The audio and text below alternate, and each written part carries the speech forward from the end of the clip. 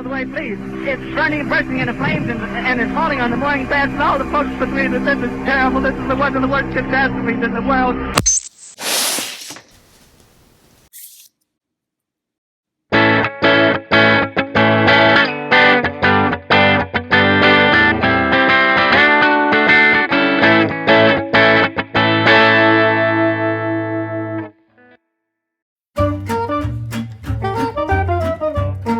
This is a cover that was flown on the famous Hindenburg airship back in 1936. Not a random pull from the box, but one that I received a lot of messages about from the video on collectible covers. So let's examine it further. This philatelic cover was sent from Württemberg in Germany to an address in Glen Rock, New Jersey in the United States. And we can see that from the postmarks as well as the date 1st of May 1936. Actually, when we look at the back of the cover, we can see additional postmarks for the 9th and 11th of May when it arrived in the United States. There is a cachet indicating that this is to be flown on the airship Hindenburg, leaving from Frankfurt and set to land in Lakehurst, New Jersey. There is also a confirmation airmail hand stamp with a plane and Zeppelin crossing the Atlantic, as it's specifically for Europe to North America, and this is registered mail.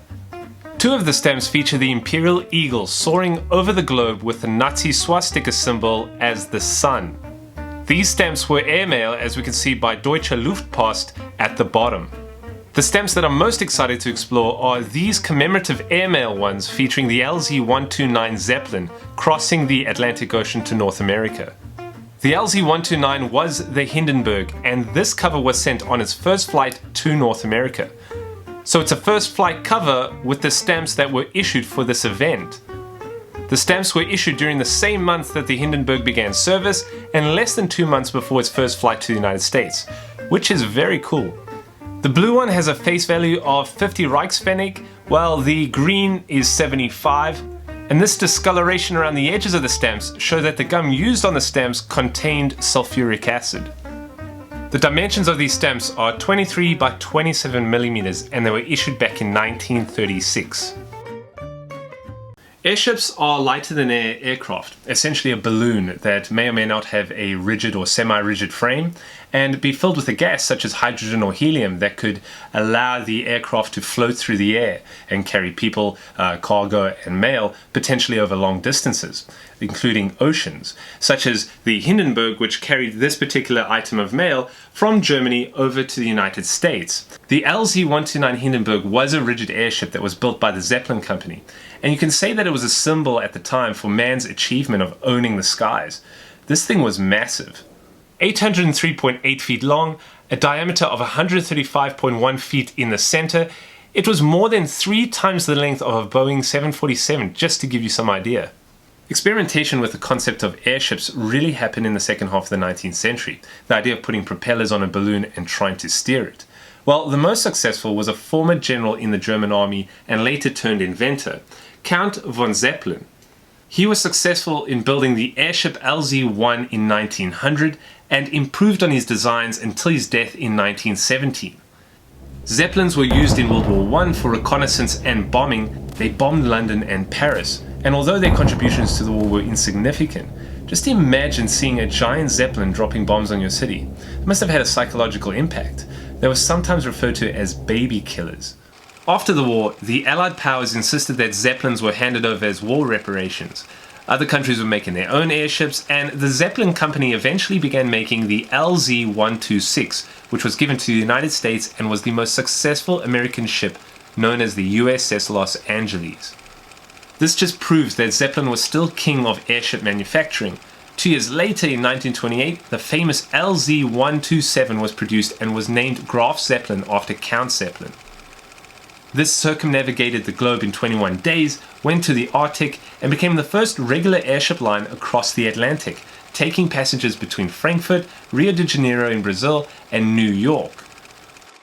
And this brings us to the LZ-129, the Hindenburg. We know it because of its famous disaster back in 1937, which I'll get to, but it was first flown in 1936 and was named after President Paul von Hindenburg. He died in office in 1934, making way for Hitler to claim supreme leader and chancellor.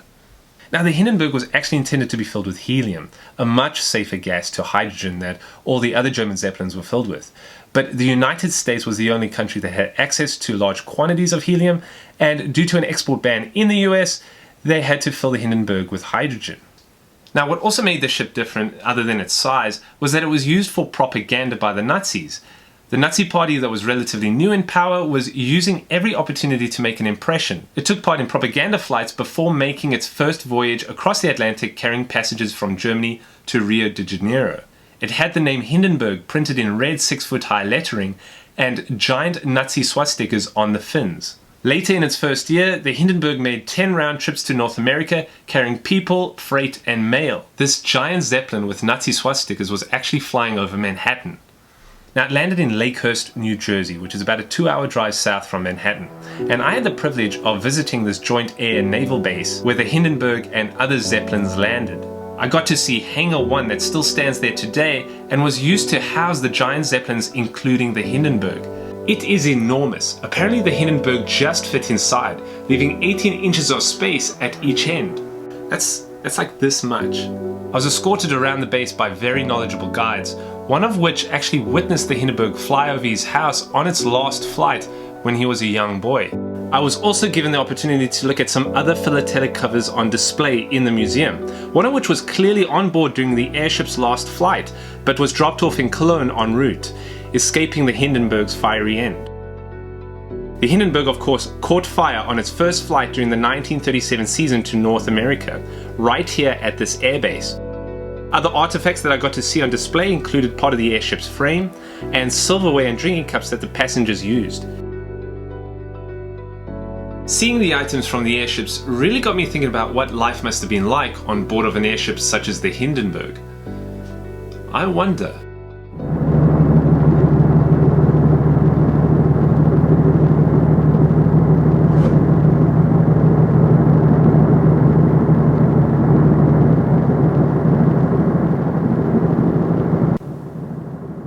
It was luxury. Imagine watching the world pass slowly beneath you, but not too slowly because you'd make it to the other side of the ocean in just 2.5 days.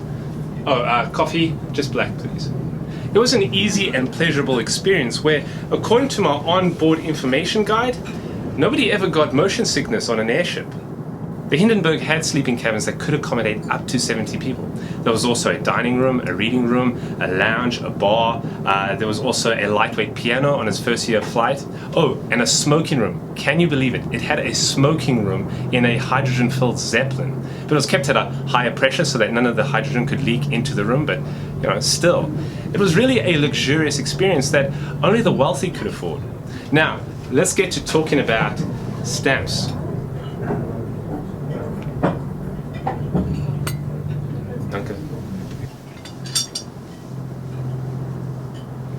According to the American Topical Association, there's over 1,000 different stamps that have been issued featuring Zeppelins or airships, and there can be some fun ones to collect, including these ones from Hungary, as well as these ones from the former Soviet Union, mostly showing the golden age of airships back in the 1920s and 1930s. Some of the classics to get that I don't have are these ones from Germany, issued in 1928.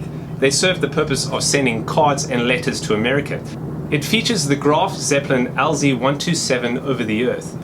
The 2 Reichsmark is for sending cards, the 4 Reichsmark is for sending covers, and then there was a 1 Reichsmark issued in red in 1931. That was used for shorter trips or for supplemental postage on longer trips. There is a special issue for South American deliveries introduced in 1930, making note of the different trip. And there are also a couple of others, one marking the achievement of the polar flight, and another celebrating the Chicago World's Fair in 1933. In 1938, Germany issued these stamps commemorating the 100th birthday of Count Zeppelin. And of course in 1936, we saw the stamps that were issued on our cover, featuring the LZ-129, the Hindenburg, crossing the Atlantic. These were issued to celebrate this airship. Now, you could write letters and post them while on board the airship. You could also send a wireless telegram if you wished. But much of the mail that was on board a Zeppelin was for philatelic purposes. You see, stamp collectors and collectors of postal stationery couldn't resist getting something that had been flown on a Zeppelin. So many dealers and collectors would send letters through the mail via Zeppelin to themselves or someone abroad, just for the purposes of creating a philatelic cover and souvenir. Oh, that brings me to the ultimate Zeppelin stamps to collect. These 1930 USA Graf Zeppelin stamps. These are in high demand today, but they were not in high demand back when they were issued. So the way the story goes is that the United States issued these 3 stamps for mail going on board the Graf Zeppelin. A green 65-cent one with the Graf Zeppelin over the Atlantic Ocean, a brown $1.31 with the map of the 3 destinations it flew between. New York should really be Lakehurst, I'm just saying. And the $2.60 in blue with the Zeppelin flying over the globe. The plan that the Zeppelin company had was that only 6.5% of the value of these stamps went to the US Postal Service, while the rest was pocketed by the Zeppelin company. It was a way of making money, but it was only for the stamps that actually were sold and ended up being used on mail with the Graf Zeppelin. So the US Postal Service agreed to it and marketed these stamps to stamp collectors, thinking that a lot of them won't be used because they'll be put away in stamp albums, so therefore they would collect the money instead of the Zeppelin company. Also was seen as an act of goodwill towards Germany. Anyway, one major issue was that they were expensive. This was during the Great Depression and very few people could afford them. The set of all 3 was 50 times the price of a loaf of bread. People couldn't afford to feed their families, never mind collectible stamps. 1 million of each stamp was printed. The Postal Service also declared that any stamps not sold after 2 months would be destroyed, trying to hype them up for collectors. Only 227,000 were sold altogether, about 7% of the stamps, so the rest were destroyed. Also, the ones purchased were actually used. Not a good outcome for the Postal Service, but these are now rare stamps that initially were ignored by collectors and are very much prized today. For collectors, these stamps are not just works of art or items of value, but also a reminder of a unique period in time. See, the airship era was short-lived, partly because of the Second World War and the advances with fixed-wing aircraft, and also because of a particular tragic event.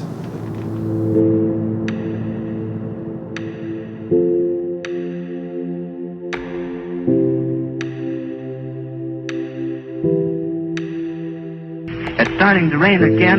The rain had slacked up a little bit. The back motors of the ship are just holding it just enough to keep it from... It bursts into flames. Get it started, get it started. It's fighting and it's crashing. It's crashing terrible. Oh my, get out of the way, please. It's burning, bursting into flames and it's falling on the mooring mast and all the folks between it. This is terrible. This is one of the worst catastrophes in the world.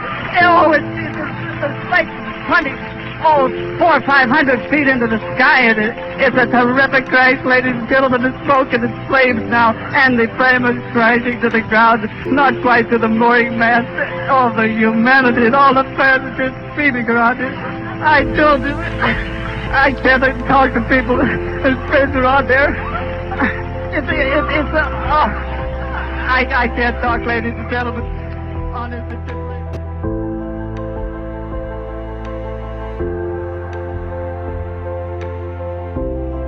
36 lives were lost in the Hindenburg disaster. There was some speculation at the time that somebody may have sabotaged the ship, but the more likely reason is due to pilot error along with poor weather conditions, most notably an electric storm that happened earlier, along with unfavorable wind conditions. It just created the perfect scenario for a spark and hydrogen fire. Now, the disaster was captured on film, photo, and a recorded commentary by Herbert Morrison that was later broadcast over the radio. The disaster was seen and heard around the world. Now, it wasn't the first airship disaster, and it certainly was not the most deadly. The USS Akron crashed in 1933 off the coast of New Jersey and killed 73 of the 76 men on board. And even though the USS Akron's disaster was more deadly, it's the well-publicized disaster, the Hindenburg, that is credited with bringing an end to the Great Zeppelin era.